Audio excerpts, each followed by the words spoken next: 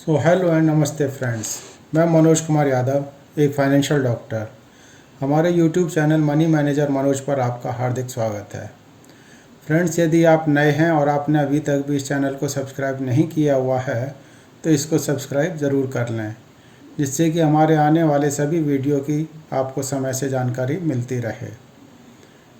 Friends, आज इस video में हम बात करेंगे LIC की policy cancer cover table number 905, जो अभी अप्रैल 2023 में ही रिवाइज होकर के आई है। फ्रेंड्स, LIC की कैंसर कवर पॉलिसी एक non link, non participating, regular premium वाली हेल्थ इंश्योरेंस पॉलिसी है, जो बीमा अवधि के दौरान बीमा धारक को किसी भी प्रकार का कैंसर डायग्नोज होने की स्थिति में एक फाइनेंशियल प्रोटेक्शन उपलब्ध करवाता है। फ्रेंड्स, इस पॉलिसी के अंतर्गत बीमा धारक को दो ऑप्शन मिलते हैं। Option number 1, level sum assured, यानी कि इस ऑप्शन के अंतर्गत बीमा धारक का बीमा पॉलिसी लेने की तिथि से और मैच्योरिटी की तिथि तक एक ही बना रहता है।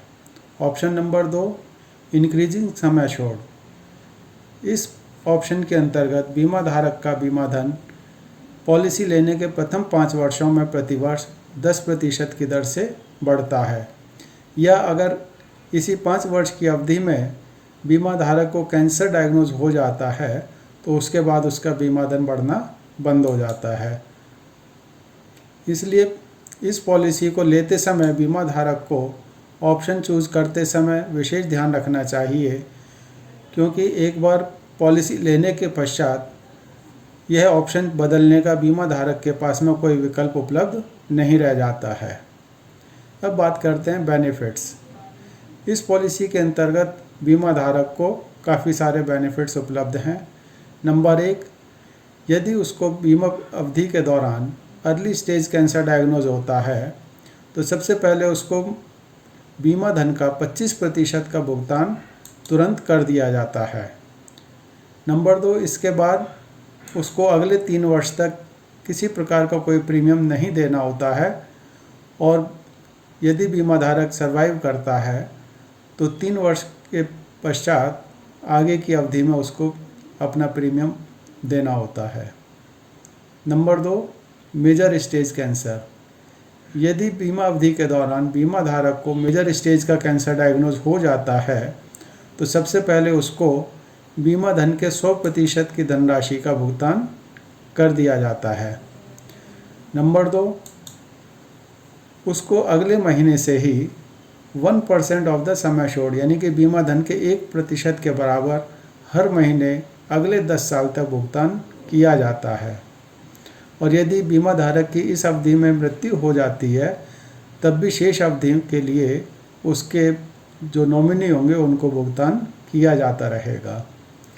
नंबर 3, मेजर स्टेज कैंसर की स्थिति में बीमा धारक के आगे के सभी प्रीमियम जाने बंद हो जाते हैं। अब बात करते हैं बेनिफिट लिमिट एंड कंडीशंस की। इस पॉलिसी के अंतर्गत बीमा धारक को अर्ली स्टेज कैंसर का केवल एक ही बार भुगतान किया जाता है। यदि बीमा अवधि के दौरान उसको दोबारा से अर्ली स्टेज कैंसर डायग्नोज हो जाए तो उसका भुगतान नहीं किया जाएगा, लेकिन मेजर स्टेज कैंसर के लिए उसका कवर पूरी अवधि के लिए बना रहेगा। और नंबर 2, इस पॉलिसी के अंतर्गत एक बार मेजर स्टेज कैंसर का भुगतान कर दिए जाने के पश्चात यदि भविष्य में उसको अर्ली स्टेज या मेजर स्टेज का दोबारा से कैंसर डायग्नोज होता है तो उसको किसी तरह का भुगतान नहीं किया जाएगा।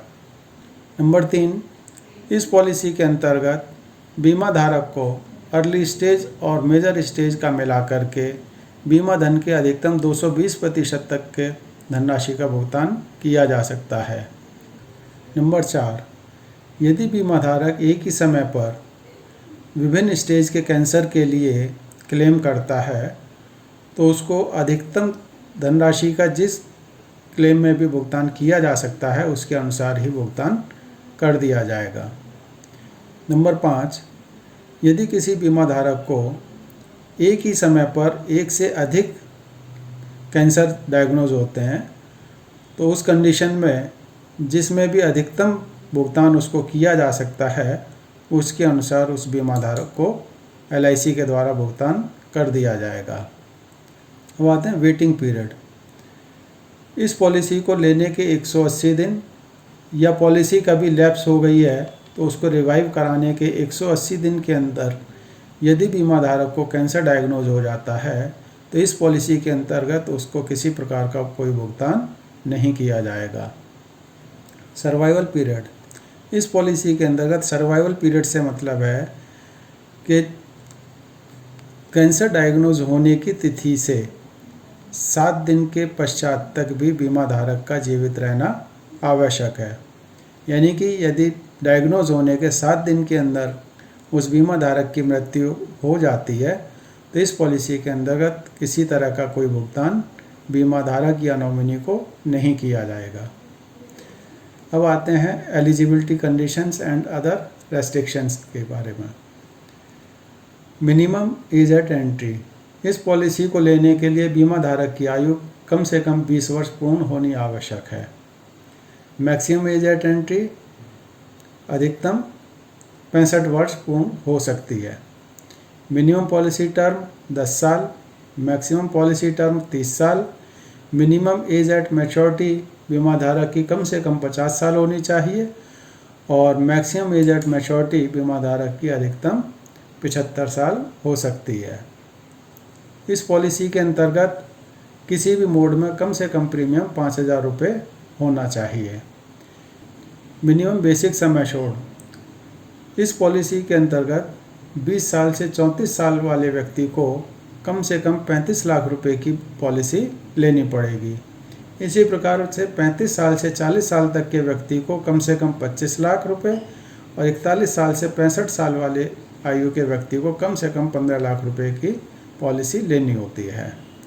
Maximum basic sum assured. यह पॉलिसी अधिकतम 50 लाख रुपए तक की किसी भी व्यक्ति को मिल सकती है, लेकिन इस 50 लाख रुपए की गणना के लिए यदि उस व्यक्ति ने पहले भी कोई LIC की कैंसर कवर पॉलिसी या कोई क्रिटिकल इलनेस पॉलिसी ली हुई है तो उसको भी इसमें शामिल कर लिया जाता है और यह पॉलिसी 1 लाख रुपए के मल्टीपल में ली जा सकती है। इस पॉलिसी का प्रीमियम ईयरली या हाफ ईयरली मोड पर किया जा सकता है। इस पॉलिसी में बीमा धारक को 30 दिन का ग्रेस पीरियड भी मिलता है, यानी कि ड्यू डेट के बाद अगले 30 दिन तक भी वह व्यक्ति बिना किसी लेट फीस के इसका प्रीमियम दे सकता है और इस बीच में उसका रिस्क कवर भी बना रहता है। लेकिन ग्रेस पीरियड समाप्त होने के पश्चात उस व्यक्ति का बीमा कवर इसमें समाप्त हो जाता है। Paid up value. इस पॉलिसी में किसी तरह की कोई पेड अप वैल्यू नहीं मिलती है, ना ही इस पॉलिसी को सरेंडर किया जा सकता है और इस पॉलिसी में किसी प्रकार के लोन की भी कोई फैसिलिटी उपलब्ध नहीं है। अब बात करते हैं एक्सक्लूजन्स।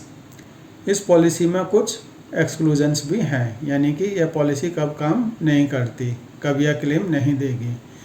सबसे पहले होता है एनी प्री एग्जिस्टिंग कंडीशन, यानी कि पॉलिसी लेते समय यदि कोई इस तरह की दिक्कत है तो उस व्यक्ति को इस पॉलिसी के अंतर्गत क्लेम नहीं मिलेगा। सबसे पहली बात यह है कि उसको पॉलिसी मिलेगी ही नहीं, लेकिन अगर किसी तरीके से उसने पॉलिसी ले भी ली है अपने तथ्यों को छुपा करके तो उस कंडीशन में उसको क्लेम का भुगतान नहीं किया जाएगा।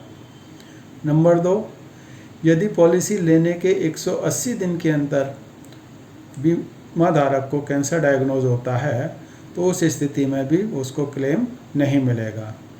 नंबर 3, मेडिकल कंडीशन कोई ऐसी हो सकती है, यानी कि अगर बीमा धारक ने कोई अंग दान किया है और उसकी वजह से भी उसको जो है कैंसर हो जाता है तब भी यह पॉलिसी में क्लेम उसको नहीं मिलेगा। आइए अब इस पॉलिसी को कुछ उदाहरणों के माध्यम से भी समझ लेते हैं। यह हम मानते हैं कि एक महिला जिसकी आयु 20 वर्ष है वह 30 साल की टर्म के लिए पॉलिसी लेती है जिसमें सम एश्योर्ड 50 लाख रुपए और वह पॉलिसी लेते समय ऑप्शन 1 लेती है जिसमें लेवल सम एश्योर्ड होता है, यानी कि पॉलिसी लेने की तारीख से और मैच्योरिटी की तारीख तक बीमा धन बराबर बना रहता है। इसमें उस बीमा धारक को प्रीमियम जमा करना होगा टोटल 10,089 रुपये। इसमें 8,550 रुपये बेसिक प्रीमियम है और 1,539 रुपये जो है जीएसटी। अब यह मान लिया जाता है कि मान लीजिएगा पॉलिसी लेने के 4 साल बाद उसको अर्ली स्टेज कैंसर डायग्नोज हो जाता है, तो उस कंडीशन में लमसम अमाउंट का उसको भुगतान किया जाएगा और वो लमसम अमाउंट हो जाएगा 25% ऑफ द सम एश्योर्ड, यानी कि 50 लाख रुपए का 25% 12.5 लाख रुपए, तो 12.5 लाख रुपए का उसको भुगतान कर दिया जाएगा।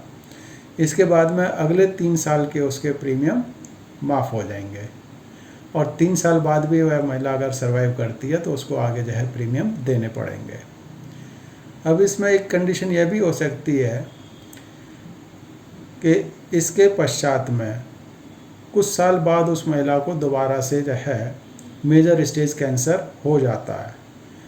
अब मेजर स्टेज कैंसर होने की स्थिति में उसको लमसम जो बैलेंस उसका बचा 75%, यानी कि 50 लाख रुपए का 75%, ये हुआ 37.5 लाख रुपए।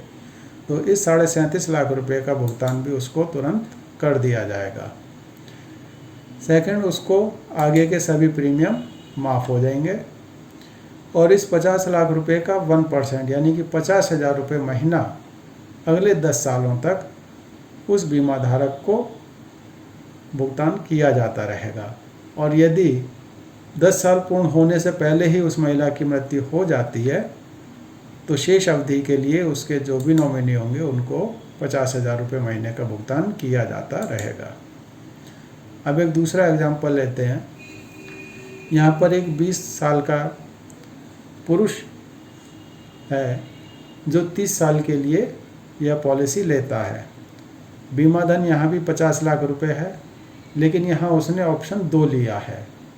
ऑप्शन 2 के अंतर्गत इंक्रीजिंग सम एश्योर्ड होगा, यानी कि 50 लाख रुपए का 10%, मतलब 5 लाख रुपए हर साल उसका सम एश्योर्ड अगले 5 साल तक बढ़ता रहेगा।